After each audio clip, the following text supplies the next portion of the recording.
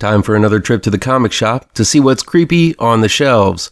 Remember, this isn't a set of reviews, just a list of what you'll find when you hit the shops this week in comics horror, September 27th, 2023.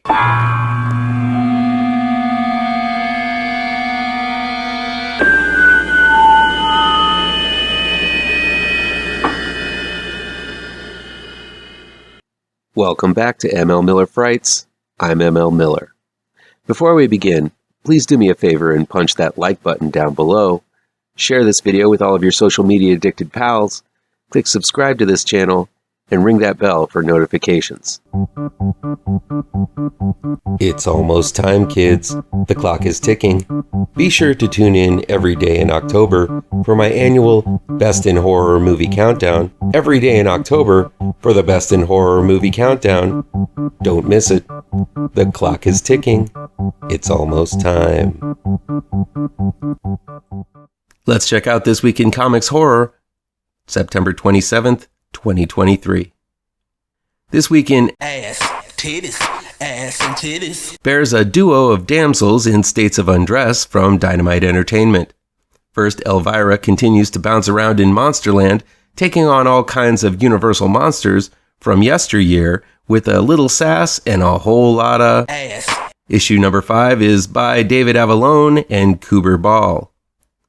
And while Christopher Priest is one of my favorite writers, and the title promises a showdown between Vampy and Drac, the cover promises the biggest battle is going to be Vampy keeping her unmentionables inside her string bikini in Vampirella, Dracula, Rage number 2. Titties.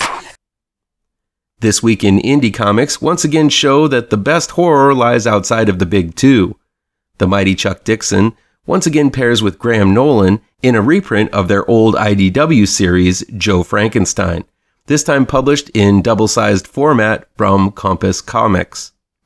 Godzilla War for Humanity number 2 from IDW Publishing, Andrew MacLean and Jake Smith, has a new monster running wild against the kaijus, and no one knows where Godzilla has disappeared to.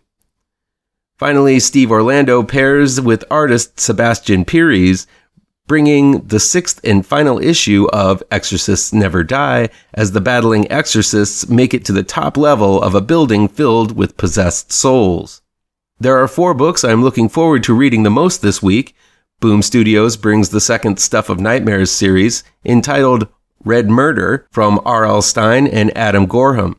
The first series, about a pair of Dr. Frankenstein-like brothers on the run from their own creations, was just okay. But I'm looking forward to seeing what the next series is like, as it looks to be more about a mad slasher. I really like the first issue of Garth Ennis and Jacen Burrows' The Ribbon Queen from AWA Upshot, about a police investigation of some kind of otherworldly murder where the victim's skin is sheared off their body in ribbons. Steve Niles continues to dazzle with artist Damien Worm in the slow-moving but very intriguing tale of a man uncovering a deep dark secret in his basement in BRYNMORE number 3. And I'm still loving every panel Brian Edward Hill and Elena Casagrande deliver in Blade. The first 2 issues seemed to capture the dynamicisms from the films much better than any Blade series has done before. Well, there's a handful of horror comics on the shelves this week. Surely there's something in there you'll find worth your time and money. Let me know which ones look good to you down in the comments.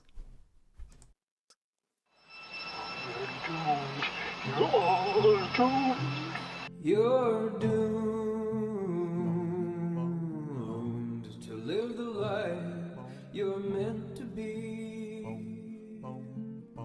stuck inside your reality. You're doomed. Oh, you're doomed. You're